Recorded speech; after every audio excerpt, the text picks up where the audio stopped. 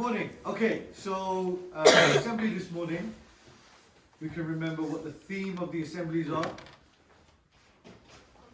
Very good. And today's assembly, so let's go back a little bit. We'll do a little bit of a quick recap, okay? So the first one that we did was just talking about confidence generally. And then after that, you remember we talked about the first thing, which was around, yes? Growth mindset. Very good. And then the next week, which was last week, I think you should have had an assembly. I'm sure Simon, in fact, I saw the video. Simon did a video. What was that topic on last week? Who remembers what you did last week? Other than Hasid. It's always Hasid. How about one of you guys over there? Do you remember what it was on last week? Preparation. Very good. Planning and preparation. So that's what we covered last week, okay? So all of these different factors feed in to this whole point about confidence and how we can become more confident, okay? So today's assembly is all about comfort zones. Now, I'm going to pick on my favourite person to pick on to help me here. Hussein, come up here. Who can remember what Hussein's really good at doing? Rubik's Cube. Hussein, show us how you solve a Rubik's Cube again. So shall I mix it all up? Are you good at mixing it up? Go on, you mix it up. Mix it all up. Hussein's very good at mixing it up. Let's see if he's any good at fixing it afterwards. Huh? Right, Hussein, go.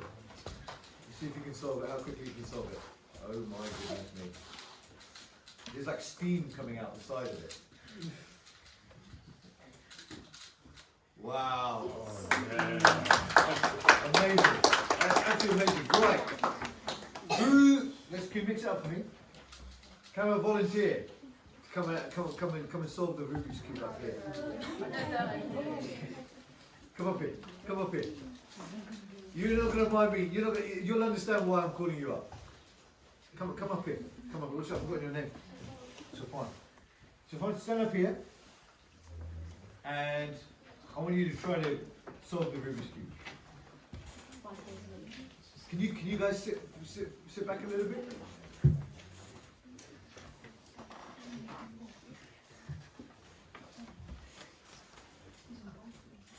Very good. You're doing really well, actually.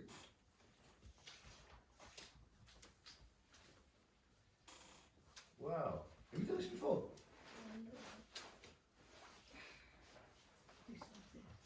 Very good. Okay. I'll give you 5 more seconds to see how much. See if you can get one side.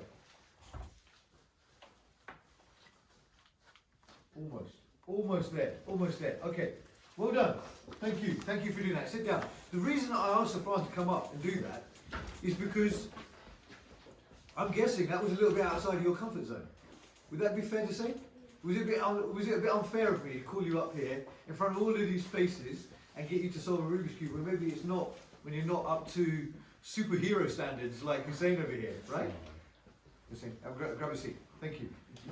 The reason I wanted to give you that example is because that is an example of being outside of your comfort zone. Okay, so who wants to tell me what comfort zone is? Does anybody have any ideas, any thoughts as to what comfort zone is? Who that? Go on, you go. Yeah. No. You. Comfort zone is basically like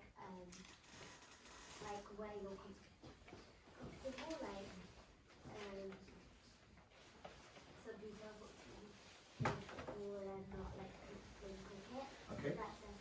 That's a very good example actually. So just doing the thing that you're comfortable with. Yeah, Ibrahim, you're going to say something. Yeah, things that you're confident with. So it's, again, like I always do with these, I did a little bit of research to understand a little bit. Again, there's so much fantastic information on the internet. And I'd encourage you to have a look when you get a chance. Just Google comfort zone and you'll see and understand what it tells you. So it's basically, it's a state of mind. Comfort zone is a state of mind. And it's basically the reflective of our routine in our daily life. The thing that keeps us, as we just heard here from these guys, something that keeps us comfortable, makes something where we feel calm in that environment, okay? And maybe free from stress. That's a comfort zone. And sometimes that's a very normal thing for us in our lives, right? We all want to be comfortable. Who doesn't want to be comfortable here? Who wants to be comfortable here then? Everybody wants to be comfortable. It's a natural part of our tendency, right? But the important thing about today's assembly is for understanding the importance of sometimes stepping outside of that comfort zone and why that's important for us. Okay? Because what happens when you step outside of your comfort zone? Yes? You feel uncomfortable like you can't do it. Yeah, you feel a little bit uneasy, don't you? Yeah. You find more things outside your zone. You find more things outside of your comfort zone. Absolutely, that definitely happens. Hasim? Maybe like if you play online with a person, Yeah. they might make you feel uncomfortable, Yeah. and that isn't part of your comfort zone. Yeah, absolutely. You know what? That mask is really scaring me. Can we do that? We can use that later on. Yes, Huda, go on. Like, so if you have all the help with you, you might help them by trying to, like, not use a comfort zone, but use a different type. It's basically what it's the very important thing about comfort zone here is sometimes you need to experience a little bit of stress, a little bit of anxiety for you to be able to learn from the new experience, okay? So that's the key thing that I want to really cover off here as to why stepping out your side of your comfort zone is important. Is because sometimes it allows you to experience new things and essentially grow as an individual. Yeah? So if you don't challenge yourself outside of the things that you're comfortable to do, you won't necessarily learn the things that you could have learned. Does that make sense? So let me give you another example here, okay? When you were born and you were a little baby and you were crawling as a toddler around the house on your hands and knees, what was the next step outside of that after crawling? Yes, walking. How many of you, when you were born, were able to walk straight away?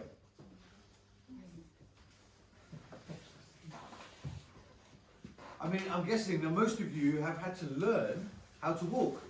We all have, right? We've all had to learn how to walk. And when you take those first few steps, what often happens when you try to make those few steps happen? Let me ask one of the other kids here.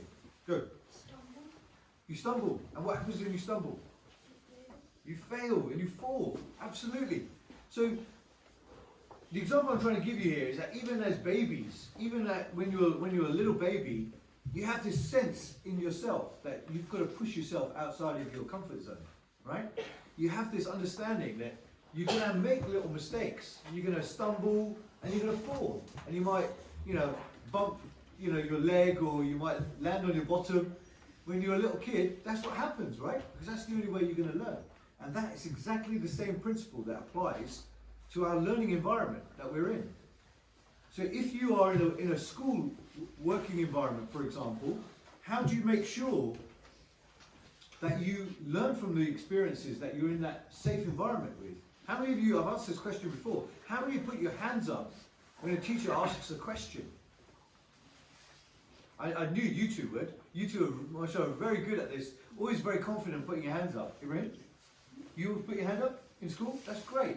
How about the rest of you guys? What's stopping you? Let me ask this young lad over here in the yellow jacket. What stops you from putting your hand up when the teacher asks a question? I just feel like, I just don't like anyone that's staring at me, and I don't get confident put my hand up and stuff like that. You don't like people staring at you and you feel a little bit uneasy, right? You feel a bit uncomfortable. Yeah, you're going to say. I mostly put my hand up in English and when going to the answers. Yeah, okay, that's good. But not in maths, maybe? Sometimes. Sometimes in maths? So Maths, why less in maths and more in English?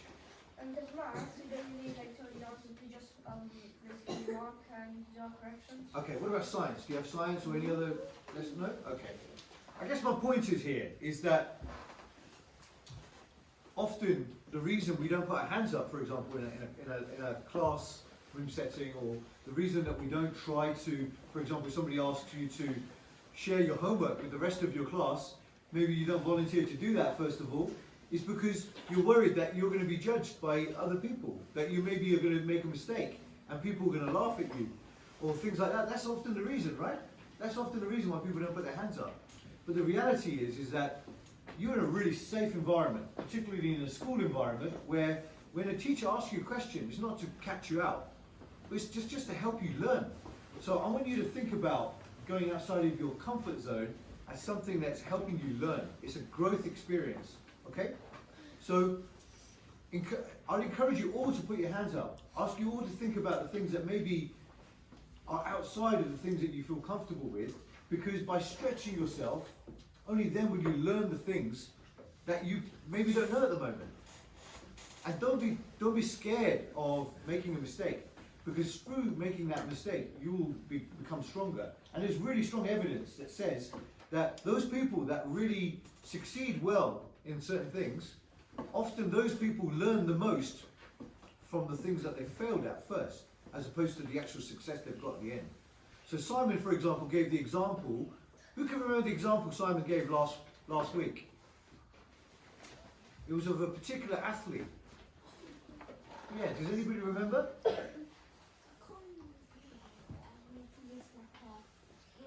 He was a runner.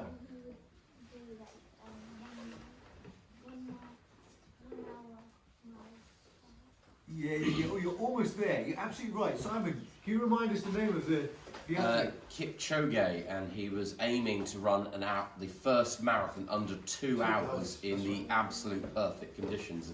And if I remember correctly, it was making sure that he ran a kilometre in 5 minutes. No. It was a lot faster than that. It was about 5 kilometres every 5 minutes, which is tough enough for anyone who is a trained 5k athlete, but to do that 10 times on the trot, that's the challenge.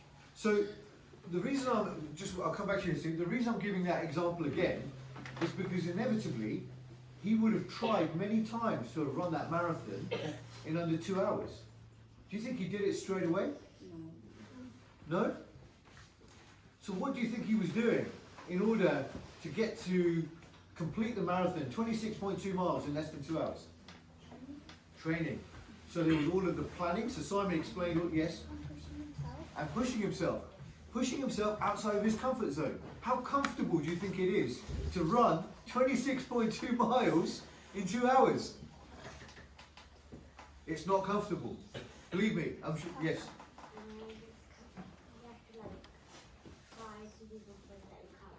Absolutely, you have to try. So my point here, to sum up this assembly this morning, is that there are many examples of people that we see around us, these athletes that run marathons, and they have practiced and they have pushed themselves outside of their comfort zone.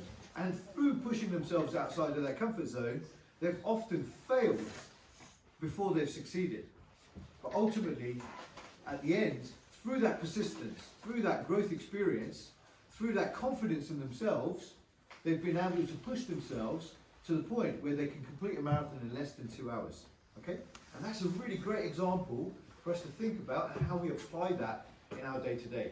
What we do in everything that as we're growing up, how you can apply that in your learning, how you can apply that in your home life, in your sports that you do, your hobbies that you do, all of these kind of things. That's how you will become even stronger as individuals.